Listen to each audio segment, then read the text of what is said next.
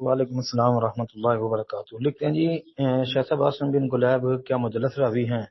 نہیں جی، عاصم بن کلیب مدلس راوی نہیں ہے، کیونکہ ان کا مدلس ہونا کم از کم میرے علم کے مطابق ثابت نہیں ہوا۔ کسی بھی امام اور محدث نے ان کو مدلس قرار نہیں دیا جہاں تک میں نے اس کی تحقیق کیا ہے، بلکہ جمہور ائمہ محدثین نے تو اس کو ثقہ صدوق قرار دیا ہے۔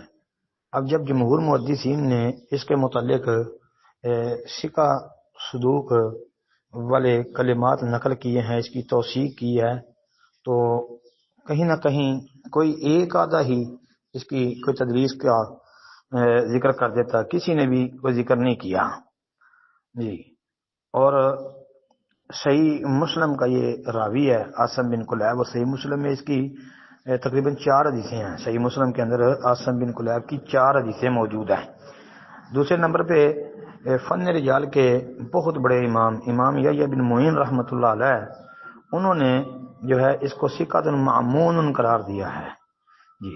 اس کے علاوہ ابن معین کے علاوہ امام المحدثین امام احمد بن حنبل رحمۃ اللہ علیہ، اور اسی طرح امام یعقوب بن سفیان الفصفی الفارسی، انہوں نے بھی اس کو ثقہ کہا ہے۔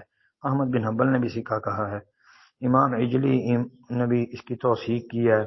اسی طرح امام زابی رحمۃ اللہ علیہ نے تو کمال کرتے ہوئے یہ کہا ہے کہ یہ ثقہ اور اللہ کا ولی تھا۔ اس کے علاوہ ابو حاتم نے اس کو صالح قرار دیا ہے، اور حافظ ابن حجر، ابن سعد وغیرہ نے بھی اس کی توثیق کی ہے۔ تو ابن حجر نے اس کو تقریب میں صدوق لکھا ہے۔ اب صدوق، ثقہ صدوق راوی حسن الحدیث، اور اس راوی کی روایت کو ضعیف سمجھنا یا اس کو مدلس سمجھنا جی، یہ غلط بات ہے۔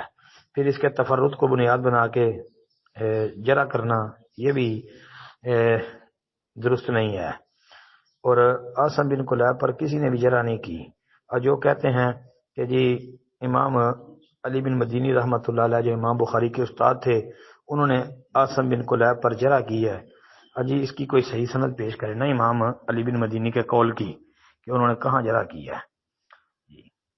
میرے علم کے مطابق امام علی بن مدینی رحمۃ اللہ علیہ کا اس پر تفرد کی بنیاد پر جرح کرنا جی، اس کی کوئی مضبوط دلیل نہیں ہے جی۔ اور شاید کہ علامہ ابن جوزی رحمۃ اللہ علیہ نے بغیر دلیل کے ہی یہ قول جو ہے وہ ذکر کر دیا ہے جی۔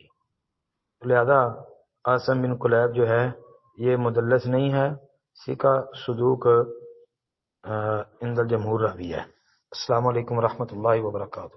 وعلیکم السلام ورحمۃ اللہ وبرکاتہ۔ اچھا جی محترم بھائی، آپ کہتے ہیں جی شیطان کو تو مہلت ملی ہے، تو پھر قید کرنے کا یہ یاد رکھیں کہ یہ شیطان ابلیس یہ تو رمضان میں قید ہی نہیں ہوتا، یہ پتہ نہیں کس نے آپ کو کہہ دیا کہ قید ہوتا ہے جی۔ اس کے دلائل یاد رکھیں۔ ایک بات تو یہ ہے کہ اللہ تعالیٰ نے قرآن پاک کے اندر یہ فرمایا جو آپ پیش کر رہے ہیں 14ویں پارے کی آیات، کہ قال ربی فانذرنی الی یوم یبعثون، یہ والی، قال فانک من المنذرین الی یوم الوقت المعلوم۔ تو یہ اس نے جو مہلت مانگی تھی اللہ رب العالمین نے اسے اٹھائے جانے والے دن تک، قیامت تک مہلت دے دی۔ اب وہ قید نہیں ہوتا، البتہ جو بڑے بڑے شیاطین ہیں، مطلب جو لوگوں کو گمراہ کرنے والے سرکش شیاطین، مرد شیاطین ہیں، ہاں جی، ان کو قید کر دیا جاتا ہے، جس طرح کہ سنن نسائی وغیرہ کی حدیث سے یہ بات ثابت ہوتی ہے۔ سنن نسائی وغیرہ کے اندر جو 2110 نمبر حدیث ہے، اور اس کے علاوہ مسند احمد وغیرہ کے اندر بھی آتی ہے، حسن روایت ہے۔ اور اسی طرح امام ابن خزیمہ وغیرہ کی صحیح ابن خزیمہ 1883 نمبر حدیث بھی آپ ذرا دیکھ لیں تو انشاءاللہ پتہ چل جائے گا۔ باقی یہ چھوٹے چھوٹے جو بلونگڑے چلونگڑے ہوتے ہیں نا، یہ اپنا کام جاری رکھتے ہیں، یہ بند نہیں ہے، یہ قید نہیں ہے۔ صرف سرکش شیاطین جو ہے نا یہ قید ہیں، چھوٹے چھوٹے چتونگڑے جو ہے نا یہ اپنا کام کر رہے ہیں، لوگوں کو ورگلا رہے ہیں، پھسلا رہے ہیں. آپ دیکھیں رمضان ہونے کے باوجود بھی بہت سارے لوگ ہیں کہ جو روزہ بھی نہیں رکھتے اور قرآن بھی نہیں پڑھتے اور رات کو قیام بھی نہیں کرتے، بلکہ اللہ کی بغاوتوں اور سرکشیوں کے اندر مبتلا ہیں.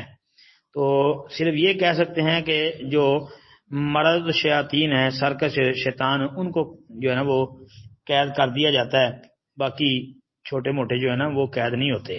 السلام علیکم ورحمۃ اللہ.